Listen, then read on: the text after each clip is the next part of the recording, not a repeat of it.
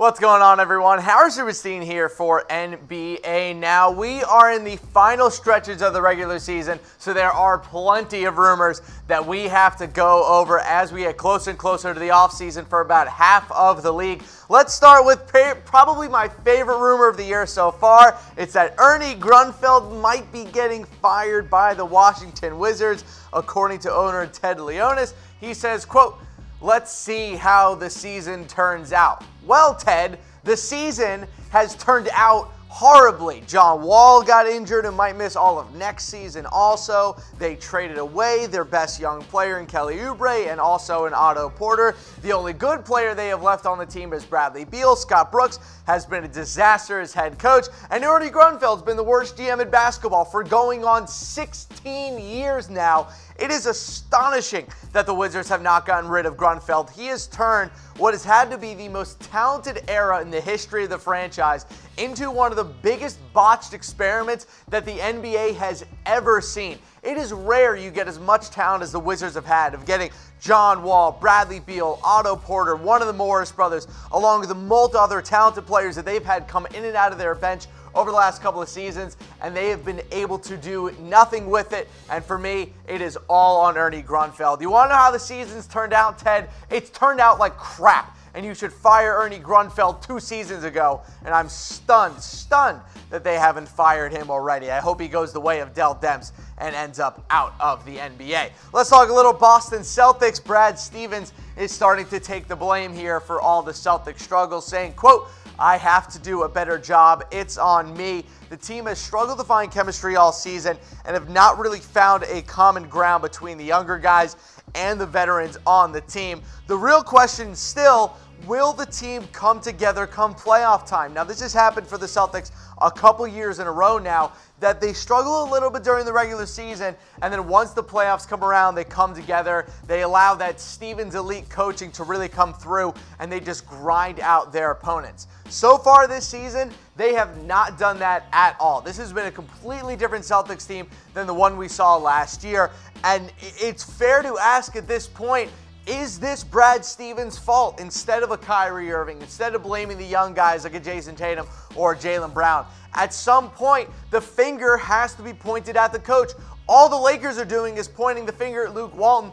Why are no Celtics fans pointing the finger at Brad Stevens for this problem? This is the first year that this team has been legitimately stacked with talent, and they have not been able to keep up with the expectations. So you got to ask, who's to blame for the Celtics struggles? Is it Kyrie Irving? Is it Brad Stevens? Is it the young guys? Is it the vets?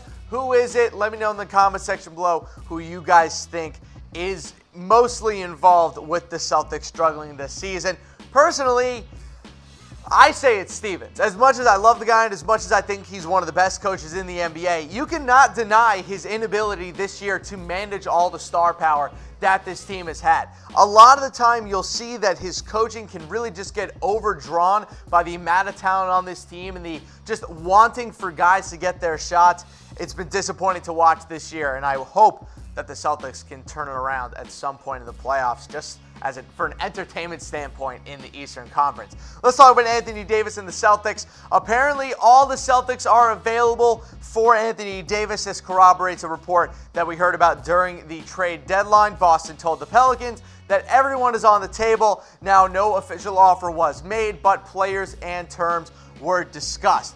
After the end of this season, you have to wonder, though, if we end up seeing a huge change for Anthony Davis. Will Ainge actually pull the trigger at some point with Anthony Davis this offseason? Personally, I don't know if he ever actually pulls the trigger on it. Will he be able to sleep by giving up Jayson Tatum and Jaylen Brown, along with what will end up being 3, maybe even 4 first-round draft picks?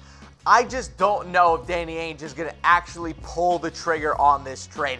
It's tough. That's a really tough trade and a tough hole to put your team in, especially with how well Jayson Tatum's been playing this year. But the rest of the team just hasn't been able to put it together. And you have to wonder if the team is going to blow it up this offseason and bring in Anthony Davis. Speaking of that trade, let's talk about Jayson Tatum. was asked about being included in the trade talks for Anthony Davis and said, quote, "My job is to play basketball. I don't get caught up in that kind of stuff." Now, Jayson Tatum has been a notably mature guy for his age ever since he's come to Boston. He already has a kid. Apparently, he's a great father. You can see him on the sidelines as well as during the game. His body language never deteriorates. He's a very mature guy at a very young age. And it's good to hear him saying these things, not even if you're just a Celtics fan, if you're a fan of any NBA team, as it seems that Jayson Tatum is currently on the trade block for whatever reason. So if you're a team out there, Jayson Tatum has to be one of the top 5 guys that you would want to acquire at this point. But he did also reiterate that he wants to spend his whole career in Boston, but he did want to point out that he does not care where he plays and that he just wants to play basketball. So while I'm sure he does love Boston and would spend his whole career there, it doesn't sound like he's overly attached to the Boston Celtics franchise and is okay just playing basketball with whoever is paying him at the time. Let me know in the comment section below, would you trade Jayson Tatum for Anthony Davis? Give me a Y for yes, give me an N for no. I say, you kind of have to say yes, because you're trading for a top 5 player in the game in Anthony Davis and you're trading away a young guy in Jayson Tatum. But for me, has a lot to do with whether or not the Celtics keep Kyrie Irving. If they do keep him, I don't know if you actually want to make the trade for Anthony Davis. But if you lose him, maybe you're forced to. It's a really tough discussion at this point, especially with how much with the struggles that the Celtics have faced this year. One place you won't struggle is making money on the internet this year, and there's only one place to do it, and that's with our sportsbook partner, BetDSI. Head to chatsports.com/bet. Use that promo code NBA120 for a 120% deposit bonus. You can make money on just about anything in the NBA. MVP odds, whether or not the Lakers are going to make the playoffs, BetDSI has it all. Go ahead, do yourself a favor, and make yourself some money this NBA season. Let's talk about Karl-Anthony Towns.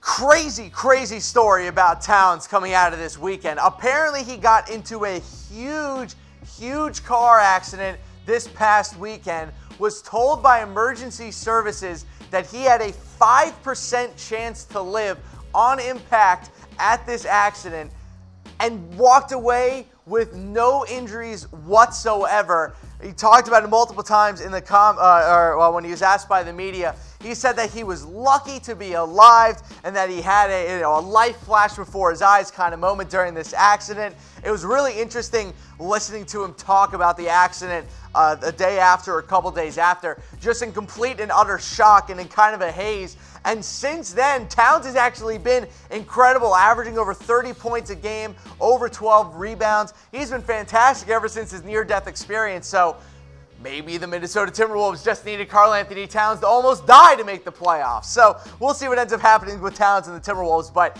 obviously, we here at Chat Sports are very thankful that the cat is still alive and did not get, destroyed in a car accident. So thankful that Karl-Anthony Towns is okay. Thankful for the other guy in the other car that ended up being okay as well. Glad to hear nobody died with what could have been a very bad situation. Let's talk about the Los Angeles Lakers. Speaking of a bad situation, hoping to shore up their problems. They are looking to add another center and hoping that someone pops up on the buyout market. Here's the only problem.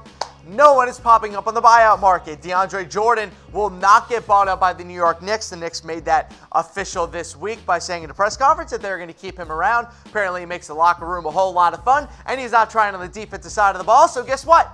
He's helping tanking, and he brings a smiling face to the locker room. That's a perfect player for the New York Knicks. And also, there is no other center really that's available. The only one that's out there is Marcin Gortat. I don't think the Lakers have any interest in him, so it's either Marcin Gortat or waiting for the corpse of Robin Lopez to enter the open market, which probably isn't going to happen. So, look, guys, we are getting closer and closer to the Lakers not actually making the playoffs, but we still have some interesting odds out there, and I think these might need to be updated, but the Lakers still have the 5th highest odds to win the Western Conference. So I recommend probably not putting money down on the Lakers at plus 1,600 to win the Western Conference. Probably want to put money down on the Warriors, even though they're minus 333, which is absolutely outrageous. But if you're looking to make some money, maybe put down a little money on the Denver Nuggets at plus 1,300. That could be a pretty good steal at this point in the season.